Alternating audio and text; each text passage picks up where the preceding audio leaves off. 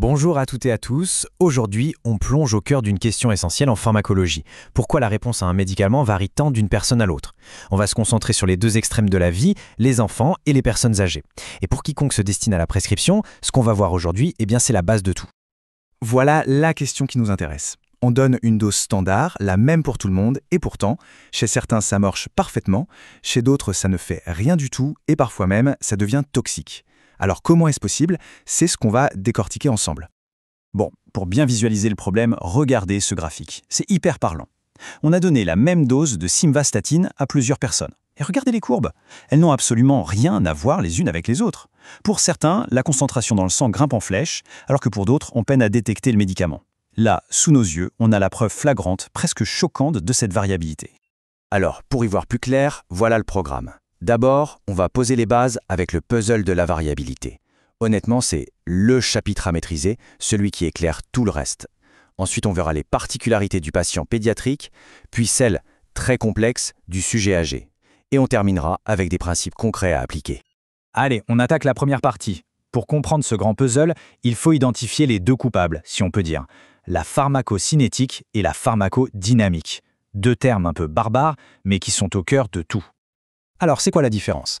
En fait, c'est assez simple. La pharmacocinétique, ou PK, c'est l'histoire de ce que le corps fait subir au médicament. Son parcours du combattant. Absorption, distribution, métabolisme et élimination. Le fameux ADME. A l'inverse, la pharmacodynamique, ou PD, c'est ce que le médicament, lui, fait au corps. Son effet, son action sur les cibles. Comprendre cette distinction, ce n'est pas juste pour la beauté du geste. C'est vraiment le socle pour prescrire intelligemment et en toute sécurité. Maintenant qu'on a les bases, on passe à notre premier cas pratique, le patient pédiatrique. Et là, attention, on ne parle pas d'un adulte en miniature, mais bien d'un organisme en pleine construction, en plein changement. Cette phrase, il faut vraiment se la graver dans la tête. C'est le mantra de la pharmacologie pédiatrique. Tout est en évolution chez l'enfant. Ses organes, ses fonctions. Et tout ça, ça change complètement la manière dont son corps va gérer un médicament. L'ignorer, c'est prendre des risques énormes. Et attention, pédiatrie, c'est un terme un peu fourre-tout. En réalité, il faut bien faire la différence entre un nouveau-né qui a quelques jours, un nourrisson de 1 an et un enfant de 6 ans. Chaque étape a des caractéristiques pharmacologiques qui lui sont propres. Regardons ça de plus près, c'est fascinant. Prenez l'absorption. Chez le nouveau-né, par voie digestive, c'est lent, c'est retardé. Pourquoi? L'estomac n'est pas très acide, la vidange se fait doucement, mais par la peau, c'est tout l'inverse. L'absorption est massive parce que sa peau est très fine et très vascularisée. Un peu plus tard, chez le nourrisson, ça change encore. L'absorption digestive devient très efficace. Et pour que personne ne pense que c'est juste de la théorie de bouquin, cette histoire de perméabilité de la peau a mené à un drame terrible en France, l'affaire du talc Morhange.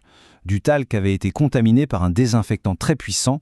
Appliqué sur la peau des bébés, il a été absorbé en masse et a causé la mort de 36 d'entre eux. Un rappel tragique de la réalité de ces spécificités. Bon, pour résumer, chez le nouveau-né, il y a 4 points clés à retenir, vraiment 4 drapeaux rouges. 1. Son corps contient proportionnellement plus d'eau, donc le volume de distribution des médicaments qui aiment l'eau est plus grand. 2. Il a moins d'albumine, la protéine qui transporte les médicaments. Ça veut dire quoi? Plus de médicaments libres, donc actifs, et potentiellement toxiques. 3. Son foie et ses reins sont immatures, l'élimination est donc au ralenti. Et 4. La barrière qui protège son cerveau est plus perméable.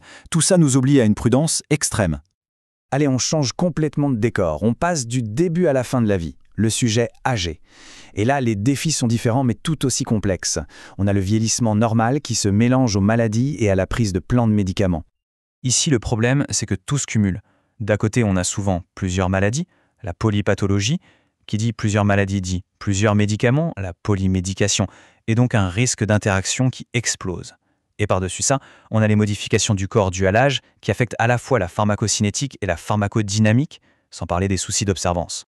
Concrètement, tout le parcours ADME qu'on a vu au début est chamboulé. L'absorption, ralentie.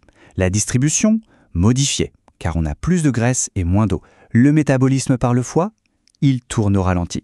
Et surtout, le point crucial, la fonction des reins, donc l'élimination, qui diminue presque inévitablement avec les années. Et pour bien se rendre compte, retenez ce chiffre. Après 70 ans, la capacité du foie à métaboliser les médicaments peut chuter de plus de 30%. Qu'est-ce que ça signifie en pratique?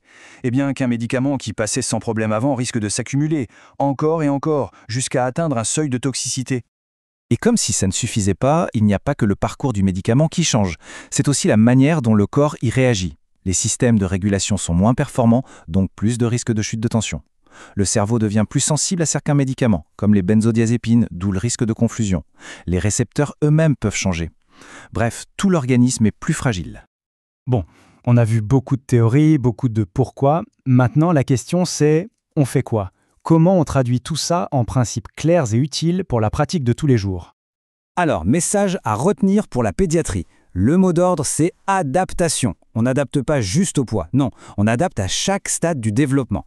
Quand on commence un traitement, il faut surveiller de très près parce que l'immaturité du foie et des reins, c'est un risque énorme. Et parfois, doser le médicament dans le sang, c'est une aide vraiment précieuse. Et pour nos aînés, le réflexe numéro 1, le tout premier truc à faire, c'est d'évaluer la fonction rénale. Toujours. Ensuite, on essaie de choisir des médicaments sûrs, avec une bonne marge de sécurité. On fait la chasse aux interactions entre les différents médicaments. Et surtout, il faut avoir le courage de déprescrire, c'est-à-dire d'arrêter ce qui n'est plus utile et de tout réévaluer régulièrement. Finalement, que ce soit pour un bébé ou pour son arrière-grand-mère, la conclusion est la même. Prescrire, ce n'est pas appliquer bêtement une recette de cuisine. C'est un acte de réflexion, une adaptation sur mesure à la physiologie unique de la personne qu'on a en face de nous. Et tout ça, ça ouvre une porte immense. On a beaucoup parlé de l'âge aujourd'hui, mais en y réfléchissant, quels sont les autres facteurs qui, chaque jour, dans la pratique, changent complètement la donne? Je pense à la génétique, aux autres maladies, à l'environnement. C'est tout le champ de la pharmacologie personnalisée qui s'ouvre à nous.